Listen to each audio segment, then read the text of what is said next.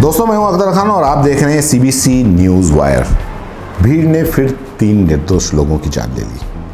फिर video viral हो रहा है और इन्हीं वीडियो की वजह से फिर एक नई भीड़ बनाने की कोशिश की जा रही है।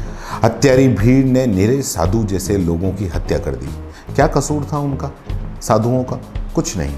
लॉकडाउन की पाबंदियों से बचने के लिए हाईवे से न जाकर गांव के रास्ते से जा रहे थे और यहाँ यह हत्यारी भीड़ एक अफवाह के चलते, अफवाह कौन सी, बच्चा चोरी की और अंग निकालने जैसी अफवाहों के चलते किसी निर्दोष की खून की प्यासी बनी इंतजार कर रही थी किसी निर्दोष का।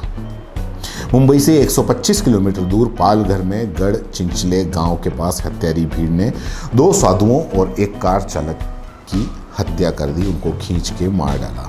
इनमें से एक 70 वर्षीय महाराज कल्प वृक्ष गिरी थे, उनके साथ सुशील गिरी महाराज और कार चालक नीलेश तेलगने थे, जो कि भीड़ की चपेट में आ गए। तीनों अपने परिचित के अंतिम संस्कार में सूरत गुजरात जा रहे थे। मौके पर पुलिस पहुंच गई थी। भीड़ को समझाने का बहुत प्रयास किया, लेकिन भीड़ ने उल्टा पुलिस पर ही हमला कर दिया। पुलिस पीड़ितों को लेकर अस्पताल जाना चाहती थी तो भीड़ और उग्र हो गई। पुलिस की गाड़ी तोड़ दी, पुलिसकर्मी भी घायल हो गए। किसी तरह अस्पताल ले जाया गया, जहां उन्हें मृत घोषित कर दिया गया। महाराष्ट्र पुलिस ने हत्या के आरोप में 110 लोगों को गिरफ्तार किया है। अभी कुछ लोगों के भागकर और पास के जंगल में छुपने की खबर है, जिनकी तलाश हो रही है।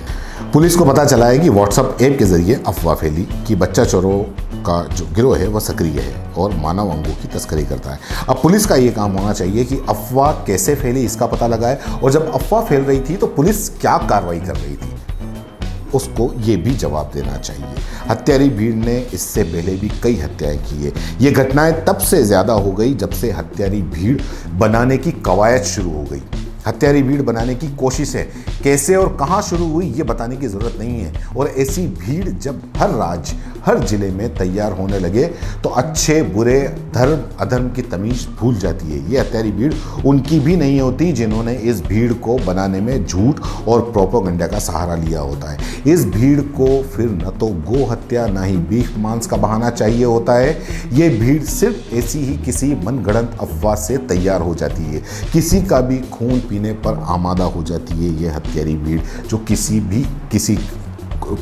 की भी हो सकती है। आप इसको किसी धर्म या समाज के अंदर नहीं कर सकते। और इस हत्यारी भीड़ के शिकार मासूम और निर्दोष लोग होते हैं, जैसे कि 70 वर्षीय महाराज कल्प वृक्ष गिरी, उनके साथी सुशील गिरी महाराज। शुरू चाहे अखलाक से हो, लेकिन ये भीड़ बेकाबू हो जाती है और बेकाबू होकर सुबोध सिंह से होते हुए साधुओं जैसे लोगों और कई निर्दोष लोगों को भी नहीं बख्शती। काश के इस भीड़ को रोकने की पर्याप्त कोशिशें तब ही हो गई होती। काश कि पहले जब भीड़ ने निर्दोषों को मारा तब उनके आरोपियों का स्वागत फूल मालाएं पहनाकर नहीं किया जाता। काश कि इस भीड़ को और इस भीड़ द्वारा मरने वालों को धर्म के चश्मे से नहीं देखा जाता तो आज ये पालघर की घटना नहीं हुई होती। आज जो संत कहीं किसी की अंत्येष्टि में जाने के लिए निकले थे, उन्हें बच्चा चोर नहीं समझा जाता। लेकिन फिर भी ना आईटी सेल की फैक्ट्री वाले बाज आ रहे हैं और ना ही नफरत फैलाने वाले कुछ चंद लोग अब भी बाज आ रहे हैं। वो अपने नफरत फैलाने के एजेंडे में लगे हुए हैं और साधुओं की इस जघन्य हत्या को सांप्रदायिक रंग देना इन्होंने फिर से शुरू कर दिया है। आईटी सेल वाले अपने मनगढ़ंत दावों के साथ भीड़ को किसी और धर्म की बताकर समाज में दुश्मनी का जहर फैला रहे हैं। यहाँ तक कि महाराष्ट्र के गृह मंत्री अनिल देशमुख ने ट्वीट किया और हाल ही में महाराष्ट्र के मुख्यमंत्री उद्धव ठाकरे ने भी एक वीडियो बयान जारी किया। हम आपको इस वीडियो के आखिर में वो वीडियो बयान भी सुनवाएंगे। उनको भी आना पड़ा कि नफरत मत फैलाओ, ये किसी धर्म का मामला नहीं है, अलग अलग धर्मों का मामला नहीं है। उन्होंने क्या कहा वो आप सुन लेना। हमला करने वाले और जिनकी इन हमले में जान गई वे दोनों अलग अलग धर्मी नहीं हैं, ये गृह मंत्री ने कल ट्वीट किया था। यही बात आज उद्धव ठाकरे ने भी बोली। बेवजह समाज में धार्मिक विवाद निर्माण करने वालों पर पुलिस और महाराष्ट्र साइबर को कठोर कार्रवाई करने के आदेश भी दिए हैं। मेरी नज़र में किसी सरकार को, पुलिस को, प्रशासन को ऐसा ट्वीट करने और यह कहने की जरूरत कहाँ है कि हत्यारी भीड़ में शामिल लोग किस धर्म से हैं, या इस धर्म से हैं या इस धर्म से नहीं हैं। क्या किसी एक धर्म के होने से या सारे धर्म के लोग दोषी हो जाएंगे? ऐसी भीड़ किसी धर्म से ताल्लुक नहीं रखती। अलबत्ता इसको तैयार करने वाले अपने फायदे के लिए धर्म का इस्तेमाल करते हैं। ट्विटर, फेसबुक, व्हाट्सएप देख लो। अब इन आईटी सेल वालों ने और नफरत फैलाने वाले जो चंद नफरती चिंटू हैं, इस घटना के बाद ये हिंदू मुस्लिम का रंग देना शुरू कर दिया है। ऐसे लोगों के खिलाफ सख्त से सख्त कार्रवाई होनी चाहिए। मेरा हर जिले की पुलिस और पुलिस कप्तानों से आग्रह है कि ऐसे नफरत फैलाने वाले लोगों को पहचान कर उनके खिलाफ कार्रवाई करो। वो कौन है, किस धर्म से ताल्लुक़ रखते हैं, किस राजनीति पार्टी से ताल्लुक़ रखते हैं, इन सारी बातों से ऊपर उठकर कड़ी कार्रवाई होनी चाहिए। चाहे वो कोई पत्रकार का टैग लगाकर भी घूमता हो, तब भी इस नफरत के एजेंडे को आगे नहीं बढ़ने देना चाहिए। उन लोगों के खिलाफ सबसे पहले कार्रवाई होनी चाहिए। इन लोगों से परेशान होकर नफरत जो इस घटना को लेकर जिस तरह से ट्विटर पर, फेसबुक पर जिस तरह से ये लोग नफरत फैला रहे हैं, उन लोगों से परेशान होकर महाराष्ट्र के मुख्यमंत्री उद्धव ठाकरे ने जो बयान जारी किया, वो बयान अब आप देखिए। आदळआपट करण्यात कारण नहीं है। मैं फिर से एक बार कहना चाहता हूं, कुछ लोग इसमें आग लगाने की कोशिश कर रहे हैं। ये कोई हिंदू मुस्लिम या कोई ऐसी सांप्रदायिकता इसमें नहीं है। ये हमला जो हुआ है सांप्रदायिकता इसमें है नहीं।